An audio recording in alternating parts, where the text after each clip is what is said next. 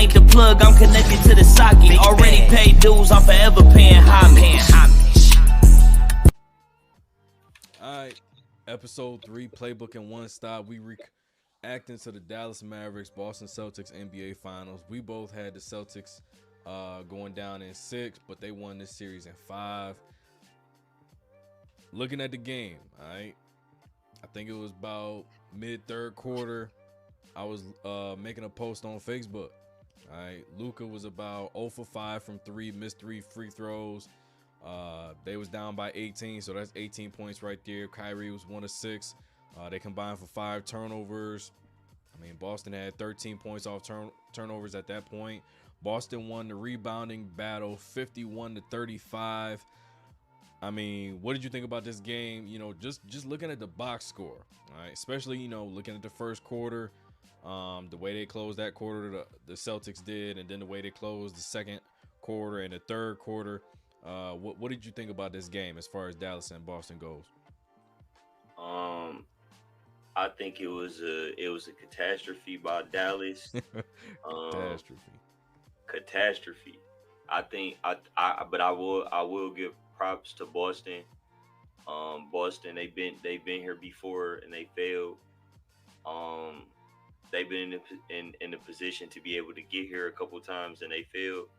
And you know, they finally sealed the deal. So congratulations to Boston, and you know, props to those guys, man. Incredible job. My thing about Boston, bro, you can't go out going 5 for 16 if I'm Kyrie. 15 points, that's it. Luka, 28, 12 rebounds, 5 assists, 12 of 25, 2 of 9. Didn't hit his first 3 till I think it was like late third quarter. I mean, when I look at Boston this game, they weren't desperate like Boston was. They weren't fighting, you know, tooth and nail for every possession. Every shot didn't make a difference to them. You know, they were just getting shots on goal. And I didn't really like the flow of the game starting with the way the quarter ended in the first quarter. All right, because you let them have that type of momentum where everything's getting downhill, attacking the basket. Then you get those kickouts to wide open threes. Now they're shooting it well from the outside. Now you get it to a point where you're turning the basketball over. Luka has 7 turnovers this game. I think it was a situation where Dallas let them have too much life too early in the game to where they weren't able to stay close. They weren't able to be in a situation where Luka and Kyrie can take over late, give you some easy buckets at the rim. You know, they didn't have a rhythm going early in the game, so everything was kind of in a situation where let's just play isolation basketball because that's the best option that we have. And I didn't really like the flow. So Boston really just picked them apart based on Dallas not really having a rhythm at all in the game. You know, like I said, Boston wins this in game 5. Hang up banner number 18. June 17th, 2008 was the last time they won a championship. June 17th, 2024, they get it done again. What did you think about the series as a whole from Dallas' perspective? Because coming into the series, we was talking about how they ain't really played nobody. I mean, Indiana, Cleveland, Boston, Miami, they all had injured superstars. And you look at Dallas, they weren't exactly 100%, but they had all their guys ready to go. Considering how they was playing the whole playoffs, we ain't really see this coming from Boston. Right. So you mean from Boston perspective? Yeah, not from Dallas Boston perspective. Right. So yeah, like, you know, like I was one of the people who kind of had the analogy that Boston wasn't really gonna be able to hang with Dallas like that because Dallas seemed battle tested throughout the playoffs. Yeah. And Boston, who was a team who I wouldn't say like isn't battle tested, but they just didn't really, you know, they didn't really have any spectacular matchups like that before the finals because every team that they played up to Dallas, they star players were injured. Yeah. So but like I said, just to go off that point, if Jimmy and Terry Rozier was hooping, this would have been a different playoff run for the Celtics. 100%. I'll admit to that. Yeah. I'll admit to that most definitely. But you know, that's for it is that's what for it is. Take. Yeah, that's for another take. But like I was saying, like, you know, like Boston, you know, like I said, they weren't. It's not that they weren't battle tested because they showed that you know at any given moment we're able to turn it on and play like a championship team. Yeah. Um, that's the difference between teams with or without experience. You know, Jaylen Brown, he's a person who I've been saying like throughout this amazing run that Boston has been having throughout the years. He a person I've been saying like in the playoffs, he's comparable to Jimmy Butler, LeBron James, you know, these type of guys. Like you know, sometimes you know it's a lot of games where Jason Tatum, we like to be very critical of him, but I don't think Jaylen Brown is even giving us the room to be critical of him in the playoffs on the runs that they've been making. So, you know, and that speaks to him receiving the Larry Bird Award in the Eastern Conference Finals, and then him going on to receive the NBA Finals MVP. So kudos to him. We'll talk about the Finals MVP in just a minute, but talking about Dallas' perspective in the NBA Finals, two things really stand out to me is they didn't play the same brand of basketball they was playing the whole playoffs. It was a way more ball movement, way more opportunities for everybody to kind of get a touch on the basketball, kind of get in the rhythm. Because if you're just standing in the corner, standing around waiting for Luka or Kyrie to dance, and you catch a grenade, that's not gonna have you in a rhythm, have you in the flow of the game. Early in the playoffs, we seen, you know, one guy dribble it up, throw it to the middle, it swings to the other side, they get a DHO, get downhill. That's where the lobs was coming from.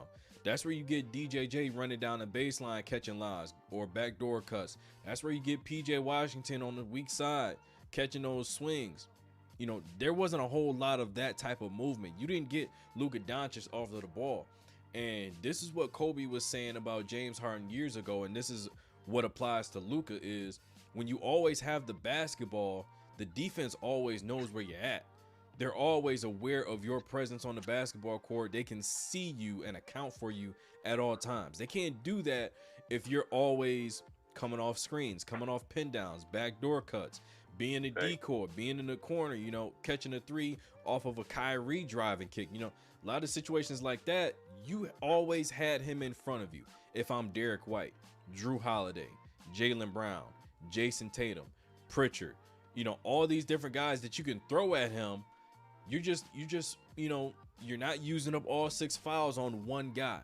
You got 4 or 5 guys that can guard him and keep him in front of them, but he's doing that himself by allowing himself to be accounted for every single possession.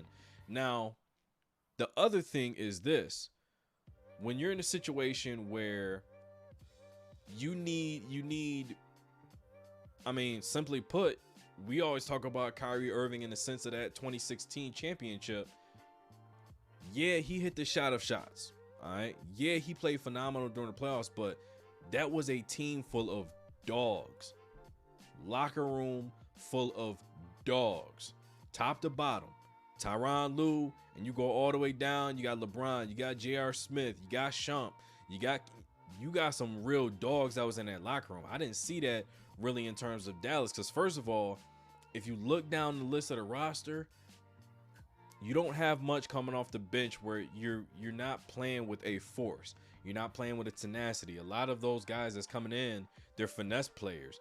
So you're playing a completely finesse style of basketball. There's not a smash mouth attack on goal towards the basket. Nobody's getting downhill, consistently putting pressure on a defense. And then if you look at game 3, it's indicative of that, because you had Luka. He was kind of in his head. He was leaning on the refs to make certain calls they weren't going to make. He was arguing with them. He was cussing out the bench. I didn't really see that type of dog that I needed to see from him. The same dog that I see when they play Phoenix. The same dog I see when they play the Clippers. The same dog that I seen when they played the Minnesota Timberwolves in the conference finals. You didn't see that. So it kind of gives you perspective of, oh, is he a front runner? Is he only going to talk that way or walk that way when they got the lead or when he knows they're the superior team? So I don't think they really had that dog in the locker room that was going to completely take over the series. Even after losing game 3, they came in game 4. They did what they were supposed to do. Keep the series alive. You come into Boston, I'm thinking I need the type of performance I seen from LeBron in game 6 when they played Boston in there. from Jimmy Butler when they played in there, from all these different players that's made that trip to the TD Garden. I needed that. I needed a 40-point, 15 rebounds, 6 assists, or a 40-point triple-double. I need Kyrie 35 plus, 30 plus. I need PJ Washington. I told you, game 2 or 5 was going to be the opportunity for PJ Washington to go crazy. He had 4 points, and he was minus 26 on the court in this game alone. So that's not going to cut it. So, I mean, in terms of Dallas, they really shot themselves in the foot this series. Most definitely. Yeah, and I also want to, like I said, I want to give props to Boston, to Joe Mazzulla, when it comes to how he coached this series, man. Yeah. Tatum virtually was a no-show in the series until Game 5, pretty much. For about 3 games, I say 3 games. He really ain't show up. Yeah. Mm-hmm. And they still beat him in 5. Yep. So that's you gotta take your hat off to the coaching, to the role players showing up, and of course you're the best Robin in the league, Jaylen Brown. Now look, all right. There's 2 things I'm gonna say. All right. First thing about Boston is Derek White and Drew Holiday. We always accounted for their defense. We didn't account for their offense. When everybody was talking about this series, they were talking about defensive bodies that Boston has to throw at Luka, but they also didn't talk about how both of those guys can put pressure on their defense too and get their own shot. They've both come from systems where, a lot of ball movement, a lot of player movement, backdoor cuts, extra possessions. Derek White from San Antonio, you got Drew Holiday from Milwaukee and his days in New Orleans and Philadelphia, always in these situations where he was trying to go after hustle points. I mean, I think tonight he had about 12 rebounds. Yeah, he had 11 rebounds. 4 offensive rebounds to his name. Derek White, 4 offensive rebounds, and he had 8 boards himself. Everybody in the starting 5 had at least 8 boards. 8 from Brown, 8 from White, 9 from Horford, 8 from Tatum, and 11 from Holiday. All of those extra possessions that they get you by hanging around the basket, those putbacks, and then Derek White with those timely 3-pointers with the clock running down, off jump ball, those are the type of possessions we didn't really account for as it pertains to their offensive contributions. The second thing I want to talk about is Jaylen Brown, all right, the MVP. I told you, I said it has to be a situation where we talk about it in terms of Kevin Durant and Russell Westbrook, where the personality of the team, whoever it leans towards, that's going to dictate how the Boston Celtics play. Jaylen Brown was the aggressor, always in attack mode.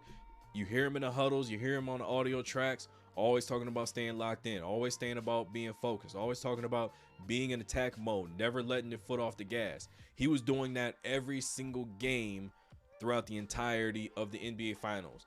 That's probably why he might have gotten NBA Finals MVP, on top of the fact that he was guarding Luka majority of the way. Do you think they made the right decision of giving Jaylen Brown the Finals MVP over Jason Tatum? 100%. 100%. Not only because of his play in this series. I'm gonna say something that most people, they probably wouldn't take into account, but I will. Man, he paid this award forward. Jaylen Brown paid this forward, bro. If they would have beat Golden State when they played them in the finals, Jaylen Brown would have been the MVP of that series as well. Yeah. It's been times, like, I've been watching the Celtics on this run. They've been to like the last 6. They've been to 6 of the last 8 Eastern Conference Finals. Yeah, something like that. Yep. Yeah, and Jaylen Brown has been their, he's been pretty much been their best player in each playoff run that they've made to the Eastern Conference Finals. Yeah. So in a lot of ways, I feel like he paid it forward. He paid it forward. Not only did he ball out in this entire playoff run, and then capped it off with a tremendous finals performance, but Jaylen Brown been doing that since he put on a Boston Celtics uniform. He's been doing it. I will say this, okay? Jaylen Brown, I mean, like I said, did his job, the leader of the team. They took on his personality of being in tag mode. Basically 21, 5 and 5 for the series, steal and a half, block. But Jason Tatum led in points, rebounds, and assists, and he had 2 30-point games in the series. And in the closeout game at home, he puts up 31, 8, and 11. I don't know if I can overlook that, because look, everybody's been going at Jason Tatum and how he's being extra passive. All right, how he's not looking to score as much. And, you know, the years prior has been, if you're not scoring, what else can you provide? What else can you contribute? And he's done that the whole playoffs, and he still led the team in scoring as well. How does he not get the finals MVP? And I look at it the same way that we might look at the 2015 NBA finals. Granted, he scored a lot more points than Andre Iguodala, but he had to, Jaylen Brown, I'm talking about, had to do that offensively, and he was Luka Doncic's primary defender, and we seen how poorly Luka shot the entire series. I think he was around maybe 43, 44%, something like that, maybe even worse. If I'm looking at the numbers right in front of me, I think Luka shot, after tonight, he's probably going to be around 45% from the field. So, you have that level of responsibility against the guy that averaged 34, 9 and 9 for the entire season. I think, yeah, you can make the case that Jaylen Brown deserved it, but I'm not giving it to anybody else other than Jason Tatum. Now, question for you. Do you think that this is another hit against Jason Tatum's claim to being a top 5 player by not getting the finals MVP? Absolutely not. Absolutely not. I feel like what people have to understand about teams like the Boston Celtics, like, they're a potential dynasty. They're a potential dynasty. So when you have teams like that, any given year or any given moment or any given stretch of that, you know, that type of run, there's someone else on the team, you know, if not 2 other players, but there's at least 1 other player on a team like that who can and will be looked at as the guy at some point. Yeah. You know, and that's just how I feel about Boston. Like, Boston, they have the potential to be a dynasty, most definitely. Yeah. If they bring a lot of those guys back, Drew Holiday said this was gonna be his last year before he retired. I don't know how true that is, but if they, if they could bring it a lot of those guys back and, kind of piece in to where, some of those older guys or the voids that some of those older guys are going to leave in the team, they most definitely can be, they can have a run like Kansas City is having in the NFL. Most definitely. Yeah. I think so. Now, looking at Dallas, all right, after I say what I'm about to say, we'll talk about, next year's odds, because I'm pretty sure that Boston is the favorite to come back, win the championship again. We talked about their opportunity to be a dynasty. I hate Boston with a passion, so I never agree to that, but that's a whole nother conversation we'll touch on in a minute. But if you look at Dallas, all right, they need somebody off of the bench, and I think they need a 2 guard. Okay, I mean a real or I guess technically a shooter. All right, there's a shooter that's available right now. He just unfollowed Steph on social media. He just unfollowed Golden State on social media. Klay Thompson looking elsewhere. He said all other 29 teams is in play. I think that's somebody that Mark Cuban got to look at. Look at adding Klay Thompson, because you can't have 4 players just stand still and wait for something to happen. You need some off the ball action to where you can have something going on the weak side, and you let Luka and Kyrie still operate on the strong side, and you got a capable defender to add into the mix with PJ Washington, Derrick Jones Jr. You allow yourself to, have a more dynamic offense. Then you look at Derek Lively. create in him the same dog that Tyson Chandler had, I think you can come back and make some noise in the playoff next year. But what do you think of Boston Celtics odds in the playoffs next season to come back and repeat? Because remember, Porzingis was injured and they still got it done in 5. Most definitely. At this point, they're most definitely the favorite to come back and win it. I think if you look at the East, you got to put into consideration that a lot of key players were hurt in the Eastern Conference playoffs this year. Like no Jimmy, pretty much no Joel Embiid. Not the Joel Embiid we're used to seeing. No Julius Randle. Then ain't nobody worried about the Knicks. Then the Knicks, stop it. Worry about the Knicks. Stop it. Then the Knicks, they got a couple more dink and dong injuries, throughout the playoffs, even after they lost Julius Randle. And then you got you got. I already mentioned Miami. I think I already mentioned Miami. Yeah. You talked about Jimmy. No Jimmy Butler, no Terry Rozier. So if you look at those teams, no Giannis, of course. No Giannis. So if you look at those teams, I think it makes it more interesting if all of those guys are still healthy. Like even like Miami, that makes it interesting. Like Milwaukee, Philly. I don't care what you say about the Knicks, but them being healthy, that makes it more interesting as well. But even with all of that being, in play, with all of those guys being healthy, I still feel like Boston is the favorite.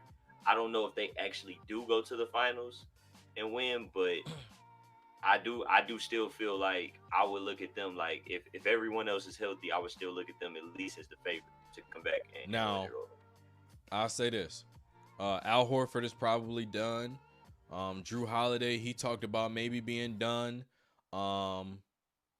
You lose those two, team looks a little bit different, but you might have some money to spend. Porzingis is injury prone. You might want to add another big.